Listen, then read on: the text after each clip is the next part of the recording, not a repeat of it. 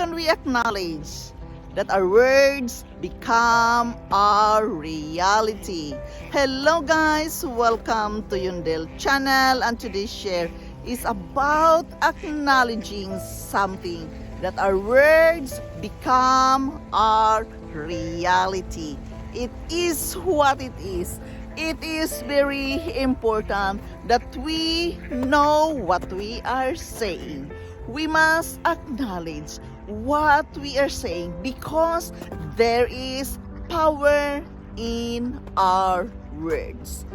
Guys, I've been telling you to verbalize things, what you want to do in your life, to verbalize the wishes and dreams and feelings, put our words into your emotions. That is very important. Why? Because our words have power. So we must be careful what we are saying. We must be careful what we are saying to the other person, because our words have power and it can affect us, not only you but also to other people. So guys, this is my share with you today, and I hope you will bear with me. In Proverbs 18:21, it says in the scripture, "The tongue has the power of life and death, and those who love it will eat its fruit." We must bear it in mind that words are like seeds. We are what we are today because of what we've been saying about ourselves. When we speak something, we give life to what we are saying. If we continue saying it, eventually that can become a reality. Whether we realize it or not, we are prophesying our future. Our lives moves in the direction of our words. We must think of our own words as seeds we are planting. We must acknowledge that at some point we're going to eat fruit from that exact seeds that we've been sowing. So we must make sure we are planting the right seeds. We must start sowing the good seeds, the right seeds. We must start sowing seeds of abundance and increase, and reap a harvest of good things later on. We must, believe that our words have creative power to change our life and become our reality. We must give our faith to our word of speaking.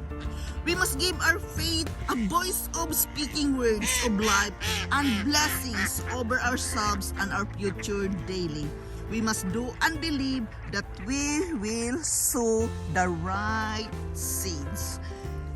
Guys, we must, sow and plant the right and good seeds for our life, and that starts from our own words, what we are saying, what we are prophesying every day.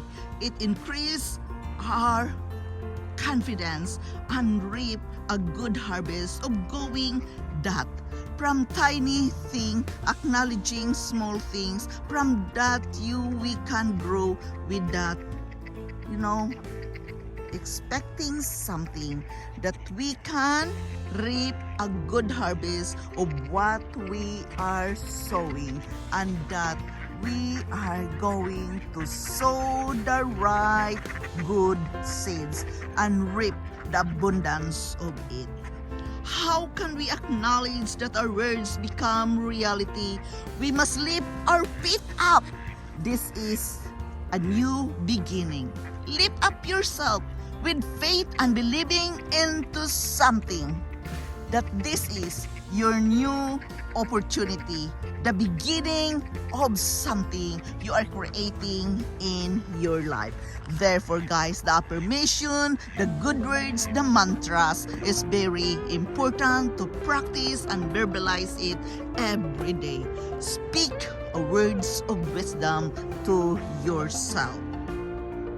We must lift our faith up in this is the beginning of our new opportunities and a start of a new thing which can lead us to where we want to go. We must declare that the promises of God and believing in it, that what God put in our hearts will come to pass, and we have the faith that bountiful blessings are on the way. If we are struggling into something, we must turn our mind around that the bountiful blessing is on the way. We must just acknowledge that words becomes reality by prophesying it, setting a word into our feelings, our dreams and wishes. Put our words into it. Therefore, it is very important that we can write it down and it becomes easier to do the thing, say the right words when we have written it down, because we are more aware about it, what is our feelings, what we are writing it down. Saying the right word, saying the right mantra can help us acknowledge that our words become reality. So, okay, if you are struggling into something, don't say bad things to yourself. Say the positive things. If you feel so weak right now, don't say that you are weak. Say that I am strong and courageous. Say the opposite thing what you are feeling right now. Don't say that you are weak and lousy. Never ever say that, guys. Say the opposite thing, that I am strong and courageous. And if you are lacking of something, don't say that you are lacking of money or financial thing. Just say, I am living in abundance life. I am abundance. You have to see the opposite word of it. Therefore, you have to write it down, because it really helps us to know the truth of what we are wanting if we can write it down. And exactly the words you were written, verbalize it. We can acknowledge that words become reality when our mindset is in it, prophesizing it, doing the affirmation, saying the good mantra again and again, and sooner or later, you will be amazed of the result of your words. Because remember, we must acknowledge it, that there is power in our own words. We must acknowledge that we are going to eat the fruit of what exactly we were sowing. We make sure that we are planting the right seed.